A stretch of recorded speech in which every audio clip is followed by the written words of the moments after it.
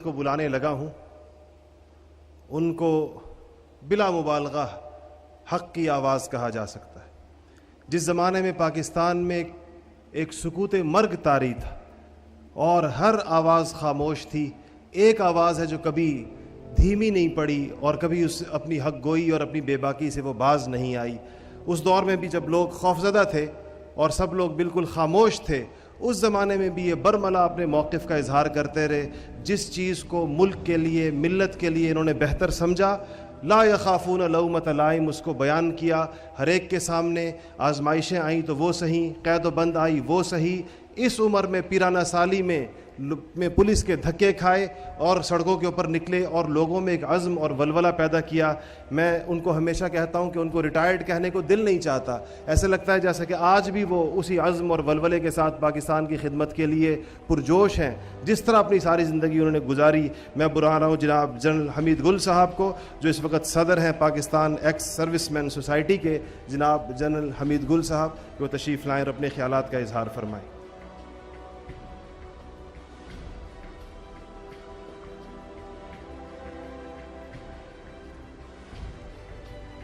بسم اللہ الرحمن الرحیم۔ تھینک یو مفتی عبدالرحیم صاحب اور جامعہ عبدالرشید مفتی کاکا خیل صاحب، آپ نے بہت اچھا کیا کہ مجھے خود نہیں کہنا پڑا کہ میں ریٹائرڈ نہیں ہوں۔ ایک اسلامی جرنیل، پاکستان کا جرنیل کبھی ریٹائر نہیں ہوتا۔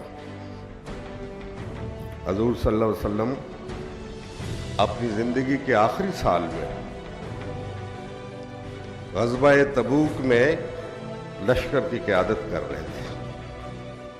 کیسے ہو سکتا ہے کہ آج میرے وطن کو ضرورت ہے، میری ملت کو ضرورت ہے، تو میں کیسے ریٹائر ہو جاؤں؟ میں نہ ریٹائرڈ ہوں نہ ٹائرڈ ہوں۔ مجھے دکھ ہوتا ہے جب کوئی مجھے کہتا ہے کہ ریٹائرڈ۔ میں نے اس وطن کی حفاظت کرنے کے لیے قسم کھائی تھی اور وردی چھوڑنے سے وہ قسم ساقط نہیں ہو گئی، وہ ابھی تک محفوظ ہے الحمدللہ۔ میرے سامنے آج انتہائی خوبصورت منظر ہے۔ آپ کو بہت مبارک ہو کہ آپ نے یہ منظر بنانے کے لیے ایک طویل جدوجہد، ایک طویل عرصہ گزارا۔ میں مبارک دیتا ہوں ان لوگوں کو، بالخصوص مفتی عبدالرحیم صاحب کو، ان کی فیکلٹی کو، ان کے ساتھیوں کو، کہ انہوں نے ایسے ایسے گوہر پیدا کیے ہیں، جیسے مفتی عدنان کاکا خیل، جو شہرت کے بام عروج کو پہنچے کیونکہ انہوں نے ایک ظالم حکمران کے ساتھ کھڑے ہو کے آنکھوں میں آنکھیں ڈال کے کلمہ حق ادا کیا، اور ان کا نام پاکستان کے گھر گھر کے اندر گونجا، اور اب بھی بہت بڑی خدمت سر انجام دے رہے ہیں۔ اور یہ عین قرآن کے حکم کے مطابق کہ نبی صلی اللہ علیہ وسلم کو جو اللہ نے کہا کہ اے نبی ان سے کہہ دو کہ آئیں اس بات کے اوپر مکالمہ کرنے کے لیے جو ہمارے میں مشترک ہے، یعنی توحید ہمارے میں مشترک ہے، توحید مشترک ہے، تمام ابراہیمی ادیان کے اندر توحید مشترک ہے۔ پھر یہ کلیش آف سیولائزیشن کیوں؟ اور یہیں یہ افادیت ہوتی ہے ڈائلاگ کی۔ اور مجھے بڑی خوشی ہوتی ہے، بہت خوشی ہوتی ہے کہ جب میں یہ کہتا ہوں کہ انہوں نے یہ شروع کیا، انیشیٹو لیا مفتی صاحب نے، کہ ہم ڈائلاگ کریں گے برہان کے ذریعے سے۔ قرآن دلیل کی بات کرتا ہے، برہان کی بات کرتا ہے۔ وہ جو ہمارے مد مقابل ہیں ان کے پاس کوئی دلیل نہیں ہے، انہوں نے دنیا کو برباد کر دیا، خون ریز جنگیں دی، دوسرے ملکوں کے وسائل لوٹے، انہوں نے نوآبادیاتی نظام تحفے کے طور پہ ہمیں دیا، صدیوں تک قوموں کو غلام رکھا، انہوں نے سلیو ٹریڈنگ دی، اور اب انہوں نے ملٹی نیشنلز ہم کو تحفتاً دے دیے ہیں. یہ نظام انسانیت کے لیے نہیں، اسلام انسانیت کے لیے ہے. آج اس خوبصورت منظر میں جہاں چاندنی کھلی ہوئی ہے، ہوا بہت خوشگوار ہے، اور اس وقت اتنی رونق نظر آ رہی ہے، جو ڈسپلن ہے. آپ نے بہت انتظار کیا، بہت صبر کیا. آپ کی استقامت کو سلام، آپ کے اس جذبوں کو سلام. خاص طور پہ ان لوگوں کو سلام جو تاجر برادری کے یہاں بیٹھے ہوئے ہیں اور جنہوں نے اس منفرد ادارے کو قائم کرنے میں، آگے بڑھانے میں ایک بہت بڑا کردار ادا کیا ہے. آپ کو بہت بہت شکریہ. آپ مزید ادارے ایسے بنائیں، اس کے مزید کیمپسز میں اضافہ کریں، صرف کراچی تک محدود نہ رکھیں. پاکستان کا ہر خطہ منتظر ہے ایک جامعۃ الرشید کا، وہ آپ کے انتظار میں ہے اور آپ ان کی مدد کریں. یہاں پہ عبداللہ ذکی صاحب نے ایک بات کی، وہی میرے ریٹائرمنٹ کی. میں کہہ چکا کہ وہ ریٹائرمنٹ جو ہے وہ میں ریٹائر کچھ نہیں ہوں. میرا دشمن کھڑا ہوا ہے اور مجھے اس نظام کی اصلاح کرنی ہے. لیکن موتی والا صاحب نے کہا، ایک شعر پڑھا بہت اچھا مجھے مخاطب کر کے، اس میں ذرا اضافہ کر دوں کہ وہی دیرینہ بیماری، وہی بے محکمی دل کی، علاج اس کا وہی آب نشاط انگیز ہے ساقی. تو جناب یہ نشاط انگیز نظام جو ہے وہ ہمارے پاس پہلے ہی عملی طور پہ کر کے دکھا دیا گیا، اور وہ تھا ریاست مدینہ کا نظام، جس کو تمام ہسٹورینز، دنیا بھر کے ہسٹورینز، بالخصوص مغرب کے، کہتے ہیں کہ تاریخ انسانی میں ایسا دور کبھی نہیں آیا. بلکہ اگر میں الفاظ کوٹ کروں آپ کے، تو آپ کو گبنز کے، جو ایک بہت بڑا مشہور ہسٹورین ہے، انگریز ہسٹورین، وہ کہتا ہے "The pen slips out of my finger when I try to describe that time." لیکن وہ حوالہ کس سے دیتا ہے کہ یہ پین کیوں میرے ہاتھ سے پھسلتا ہے؟ وہ کہتا ہے یہ ایک واحد دور تھا تاریخ انسانی میں جب تمام قسم کے تعصبات جو تھے مٹ گئے تھے. کوئی تعصب نہیں تھا، مساوات تھی، سب کے لیے تھی، غیروں کے لیے، اپنے کے لیے. کیونکہ اسلام مسلم اسپیسیفک نہیں ہے. It is not meant only for Muslims. اور ہمارا رب اگر یہ اسپیسیفک ہوتا تو رب المسلمین ہوتا، نہیں تو رحمت للعالمین، رب العالمین اور رحمت للعالمین کا تصور. اور موتی والا صاحب، زبیر صاحب، یہ چیز ہمارے آئین کے اندر سمو دی گئی ہے قرارداد مقاصد میں، اور کہا گیا ہے کہ پاکستان جو ہے وہ ایک مشن ہے. کہا گیا ہے کہ you have to fulfill that mission as Muslims. We are not another nation. We are not another state. ہم ایک خطہ زمین نہیں ہے. پاکستان محبت کا ثمر ہے، اس رومانس کا ثمر ہے جو مسلمانان ہند کو اسلام کے ساتھ جو محبت تھی، جہاں پہ علامہ نے کہا کہ میرے عرب کو آئی ٹھنڈی ہوا جہاں سے، میرا وطن وہی ہے، میرا وطن وہی ہے. تو یہ ٹھنڈی ہوا ان کو یہاں سے آئی تھی. ہم نے دنیا کو کچھ دینا ہے، ہم نے انسانیت کو دینا ہے. ہمارے آئین کے اندر لکھا ہوا ہے کہ پاکستان نے اپنا ایک مقام حاصل کرنا ہے، اور جب وہ پاکستان مقام حاصل کرے گا تو وہ انسانیت کی خدمت کرے گی، اس کی فلاح، اس کی بہبود، اس کی ہیپینس کے لیے. دنیا بھر میں کوئی آئین ایسا نہیں ہے.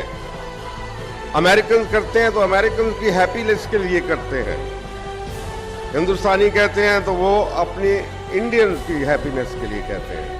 یہ صرف ہمارا ملک ہے جس نے آئینی طور پہ کمٹ کیا ہوا ہے قرارداد مقاصد میں، اور ہمارے آرٹیکل 2A کے اندر آج وہ اس کا حصہ ہے. اگر ہم اس راستے پہ چلیں گے تو پھر अल्लाह की बरकतें भी आएंगी और इंसानियत को वो जो डायलॉग इन्होंने शुरू करने की बात की, इसको वुसअत दे। आए ना, क्लैश ऑफ सिविलाइजेशन की क्यों बात करते हो? मीटिंग ऑफ सिविलाइजेशन की बात करो। इस सिविलाइजेशन को आओ, तुम्हारे पास क्या निजाम रह गए? ये जो आपने तमाशा देखा गुज़श्ता 20 साल में, एक सुपर पावर गई, उसका निजाम भी गया, कोई आज उसका नाम लेवा नहीं है। दूसरी सुपर पावर जो है वो शिकस्त खा गई, क्योंकि पहले ही वो तो मार खा गई थी। उसके मद्दे मुकाबले एक और निजाम आ गया हुआ था। कार्ल मार्क्स ने एक और इकोनॉमिक थ्योरी दे दी हुई थी। एडम स्मिथ जो है पिट गया था। अब दोबारा वो कह रहे हैं कि नहीं, हम आ गए, हम जीत गए, और इसी जोम में उन्होंने हमला कर डाला और अफगानिस्तान को देखा कि शायद ये कमजोर है। लेकिन फिर अल्लाह ने वादा पूरा किया कि तुम हक पे खड़े होगे तो मैं तुम्हारे साथ खड़ा हो जाऊंगा और फिर देखूंगा तुम्हें कौन नीचा दिखाता है, तुम हावी रहोगे। वो अल्लाह ने, ये एक बहुत बड़ा मुजज़ा है। मैं तारीख का एक अदना तालिब इल्म और मिलिट्री हिस्ट्री का स्टूडेंट, इट इज अनबिलीवेबल, कोई इसके ऊपर यकीन नहीं कर सकता। इतनी बड़ी इकोनॉमिक ताकत, मिलिट्री पावर, टेक्नोलॉजी। जुबैर साहब जो फास्ट के थे, डॉक्टर जुबैर, वो कह रहे थे टेक्नोलॉजी का दुनिया आ गई, और मैं कहता हूं कि टेक्नोलॉजी विदाउट मोरालिटी इज रास्कैलिटी। अगर मोरालिटी नहीं होगी, और मोरालिटी हमारे पास डिवाइन मोरालिटी है, मोरालिटी को छोड़ दिया उन्होंने, और अगर मॉरल्स नहीं होंगे, सिर्फ दौलत होगी, तो फिर नॉर्वे का हाल देख लीजिए। सबसे ज्यादा पर कैपिटा इनकम फी का आमदनी नॉर्वे की है। मैं कई बार जा चुका हूं वहां पे, और उन्होंने वेलफेयर सिस्टम भी लगाया हुआ है जिसको वो उमर लॉ कहते हैं। यानी हमारे जो खलीफा दोम थे उनके नाम के ऊपर उन्होंने उमर लॉ, वेलफेयर लॉ उन्होंने रखा हुआ। लेकिन उसके बावजूद सबसे ज्यादा खुदकुशी का रेट जो है वो नॉर्वे में। मेरा ख्याल है कि अफगानिस्तान, पाकिस्तान में भी खुदकुशियां होती हैं, लेकिन अफगानिस्तान में मैंने कभी नहीं सुना कि किसी ने खुदकुशी की हो। वो गरीब हैं, बेरोजगार हैं, जंगें देखी हैं उन्होंने, बहुत हालात का मुकाबला किया है। आज जो मैं बात करना चाहता हूं, क्योंकि वक्त को मद्देनजर रखते हुए बात तो मैं बहुत लंबी कर सकता हूं। मैं आलिम नहीं हूं, कुछ भी नहीं हूं। आपने मुझे बुलाया यहाँ पे, बहुत मुझे इज्जत दी, और यहाँ उलमा के दरमियान मैं खड़ा हूं यहाँ पे। मैं तो एक सिपाही हूं, लेकिन मैं सिर्फ इश्क को जानता हूं। इश्क, जब तक इश्क नहीं है, दोनों चीजें, हदीस मुबारक और कुरानी आयात, दोनों क्या बता रही हैं कि आप साबित कदमी के साथ उस इश्क को आगे बढ़ाएं। और अक्ल की बातें जो आती हैं कि तालीम के बारे में मेरे कुछ और नजरियात हैं। मैं माजरत चाहता हूं आज मैं उसके ऊपर अगर बात करूं तो ये इश्क जो तालीम है उसका ताल्लुक अक्ल के साथ है, इदराक के साथ है, फहम के साथ है, आपके इंटेलेक्ट के साथ है। लेकिन इसके बारे में अल्लामा कहते हैं कि जो अक्लो दिलो निगाह का मुर्शद अव्वलीन इश्क ना हो तो शरोदीन बुतकदा तसव्वुरात। इश्क जो है वो बहुत इंपॉर्टेंट है, दैट इज द कमिटमेंट। वो ईमान का बुनियाद है इश्क अपना, आपका जो एक इश्क क्या है, लगन, एक कमिटमेंट, टोटल कमिटमेंट, और इसके ऊपर टोटली आपका साथ मुस्तकिल उसके ऊपर कायम रहना, ये है ईमान। उसके ऊपर कायम रहना, हर हालात में उसके ऊपर कायम रहना, पुर उम्मीद रहना।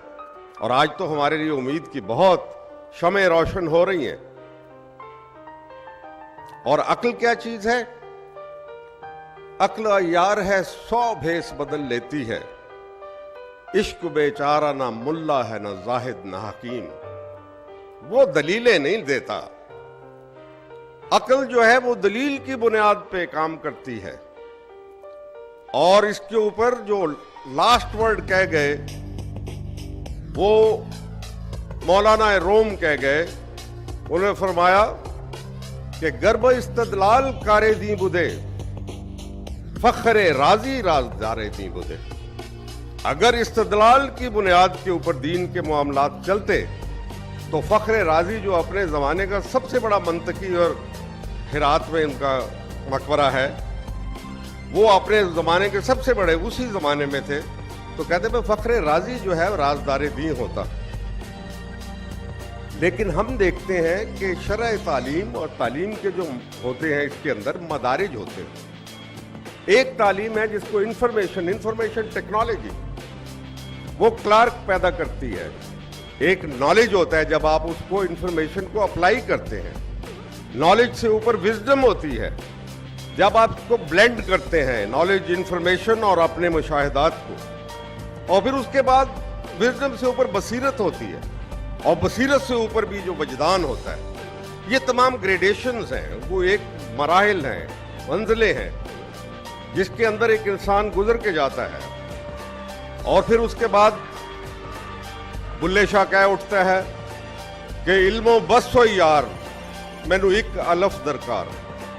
मुझे तो मेरे लिए इल्म फिल्म, हालांकि बहुत स्कॉलर थे अरबी के, फारसी के, बहुत पढ़े लिखे आदमी थे, लेकिन वो कहते हैं कि नहीं, आखिर में जो नतीजे पे पहुंचते हैं ये मनाजिल तय कर ली है हमने। तो आज जो दौर है वो आपका दौर है, नौजवानों के लिए खास तौर पे जो फारुग तहसील हो के बाहर निकलेंगे और जब वहां जाएंगे अमली जिंदगी के अंदर, अभी आपके सफर का आगाज है, ये खत्म नहीं हुआ। और जो आपको प्रैक्टिकल यहाँ की फिजा से आप 5 वक्त नमाजें पढ़ते हैं, तलावत करते हैं, एक बहुत अच्छा माहौल आपको फराहम किया गया है जिसमें आपकी रूह को भी बालिदगी मिलती है, आपके इल्म में भी इजाफा होता है। लेकिन जब आप प्रैक्टिकल वर्ल्ड में जाएंगे तो आप देखेंगे कि ये निज़ाम एक अल्लाह के हुक्म के मुनहरिफ है। हम इस्लामी रियासत ज़रूर हैं, लेकिन हम बागी हैं, हमारा निज़ाम अल्लाह से बागी है। अल्लाह कहता है कि वातस्मू बिहब्लिल्लाह जमीअन वला तफर्रक़ू। हम सियासी फ़िरका वारियत भी करते हैं और मजहबी फ़िरका वारियत भी करते हैं। हर दो हमारे दीन, हमारे अल्लाह, हमारे हाकिम आला के ख़िलाफ़ है। अल्लाह को हमने हाकिम आला तस्लीम कर लिया है और अल्लाह का हुक्म कुरान के अंदर मौजूद है और उसकी प्रैक्टिस करके दिखा दी नबी सल्लल्लाहु अलैहि वसल्लम ने। जब दीन को मुकम्मल कर दिया, उसके बाद जो कुछ है वो तारीख है, हमारी तारीख है। ये शिया सुन्नी डिवाइड, ये हमारे मसलकी मामलात, ये हमारे फ़िक़ही मामलात, ये तमाम के तमाम तारीख का बोझ है, burden of history on us. जब तक आप इस बर्डन ऑफ हिस्ट्री से निजात नहीं हासिल करेंगे, आप दुनिया को एक नया पैगाम नहीं दे सकते। दुनिया मुंतज़िर है आपकी। उठ के अब बज़्मे जहां का और ही अंदाज है, मशरिक़ व मग़रिब में तेरे दौर का आगाज है। वो तमाम निज़ाम पिट गए, उनके सूरज गुरूब हो गए, आपकी दहलीज के ऊपर गुरूब हो गए। अब इसकी चीज़ के मुंतज़िर हैं, अपनी सफ़ों में इत्तेहाद पैदा करें। आज ही मुझे पूछ रहा था एक कोई प्रेस क्लब में कि जनरल साहब आप इस्लामी निज़ाम की बात करते हैं, कौन से फ़िक़े का इस्लाम होगा, कौन से आप मसलिक का इस्लाम लेके आएंगे? मैं कहा, मैं नहीं कहता, शरीयत वो है जो कुरान के अंदर दी हुई है, मैं तो उसी को जानता हूँ और किसी चीज़ को नहीं जानता हूँ। लेकिन बहरहाल जो इस्लाम के हम नाम लेवा हैं और रोज़ाना उसका प्रचार करते हैं, तो फिर हम पे लाजिम है कि हम उसको बना के दिखाएं उनको कि किसमें कोई ख़राबी नहीं। देखो हम इकट्ठे हैं, इस एक मामले पे हम इकट्ठे हैं और ये ताने हमें सुनने पड़ते हैं। मैं सुप्रीम कोर्ट के चीफ जस्टिस से बात करता, 2 चीफ जस्टिस से बात की और उनसे कहा कि आप ये शिक क्यों नहीं नजर आती जो कि अल्लाह की हाकमियत है, कुरान और सुन्नत की बालादस्ती। उन्होंने कहा जनरल साहब ये पेंडोरा बॉक्स खोल जाएगा, हम जब करेंगे तो ये लोग आके उलमा, मैंने कहा उलमा को खड़ा करो अदालत में, उनको कहो कि रेफरेंस लाएं कुरान और हदीस से, और वो नहीं ला सकेंगे रेफरेंस। जिन चीज़ों को इख्तलाफ है उनके ऊपर रेफरेंस लाएं, क्योंकि अगर ये आइन है तो आज हमारे बहुत झगड़े होते हैं, लेकिन कानून की रूह से वो फैसले हो जाते हैं उसके। क्यों नहीं किया जाता? ये यही होना चाहिए। ये रास्ता है जिसको मैं नर्म इनकलाब का रास्ता देखता हूँ। कहता हूँ میں نے بہت آرٹیکل لکھے، نرم انقلاب، سافٹ ریولوشن. آپ کو دنیا منتظر ہے سافٹ ریولوشن کی. انسانیت تڑپ رہی ہے، کراہ رہی ہے. اس وقت آپ کو یہ کام کرنا ہوگا. نوجوان نسل کے لیے پیغام یہ ہے، اب آپ کو اٹھنا پڑے گا. یہاں پہ آپ کو متحد ہونا پڑے گا، متحرک ہونا پڑے گا، منظم ہونا پڑے گا. ہماری نسل ناکام ہو گئی، لیکن ہم آپ کی رہنمائی کرنے کے لیے تیار ہیں. لیکن یہ کام آپ لوگوں کا ہے جو فارغ التحصیل ہو رہے ہیں، جو یہاں پڑھ رہے ہیں، اور دیگر جو نوجوان ہیں. ابھی وہ جو مسٹر ہیرو تھے جاپان سے، وہ یہ کہہ رہے تھے کہ 65% ینگ پیپل ہیں، نہیں 67.6% 30 سال سے عمر کے نوجوان ہیں. یہ سب سے بڑا ہمارا ریزروائر ہے، یہ بڑی طاقت ہے ہماری. رہ گیا تعلیم کا مسئلہ، تو شعور جب تک نہیں بیدار ہوگا، ویلیوز نہیں آپ کی بنیں گی، تو پھر تعلیم کسی کام کی نہیں ہے. یہ وہی تعلیم تھی جس نے ایتھنک کلینزنگ کی بوسنیا کے اندر. حاملہ ماؤں کے پیٹ چاک کر کے ان میں سے بچے نکال کے مار دیے. 100% ایجوکیشن تھی، انجینئرز تھے، ڈاکٹرز تھے، مغربی تعلیم سے آراستہ تھے. 94% شرح تعلیم کے ساتھ سری لنکا کے اندر 30 سال خانہ جنگی رہی. اور ہم جب 26% ہماری شرح تعلیم تھی، اس وقت ہم نے پاکستان بنا لیا تھا تمام اپوزیشن کے، کیونکہ ایک جھنڈے تلے جمع ہو گئے تھے اور ہم نے اپنا مقصد بیان کر دیا تھا. اس نے تو ایک نیا ولولہ دے دیا تھا، ایک نیا جذبہ بیدار کر دیا تھا.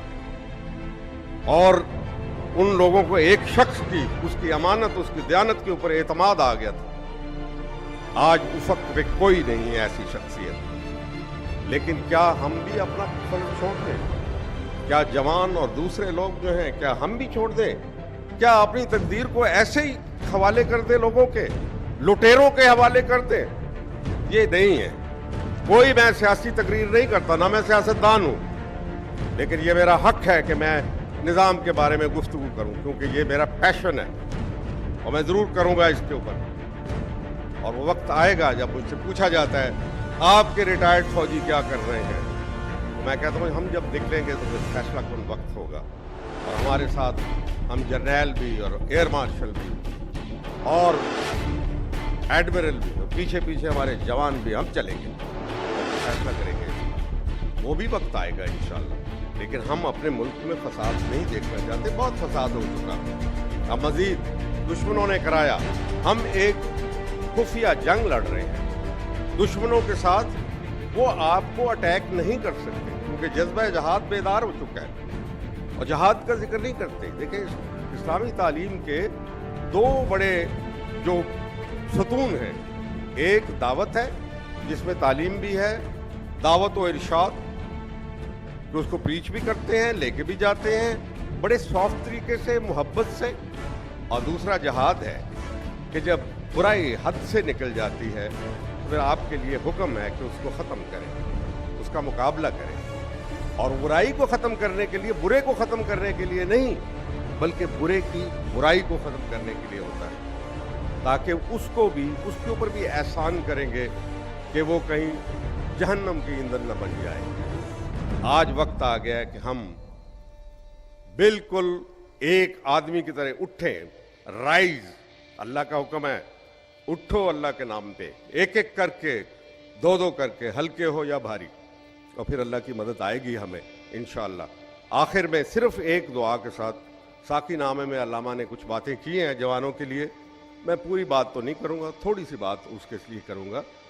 کہتے ہیں کہ جوانوں کو کہتے ہیں کہ تڑپنے پھڑکنے کی توفیق دے، دل مرتضیٰ سوز صدیق دے، خرد کو غلامی سے آزاد کر، جوانوں کو پیروں کا استاد کر. یہ جو بیٹھے ہوئے ہیں، جوانوں کو پیروں کا استاد کر،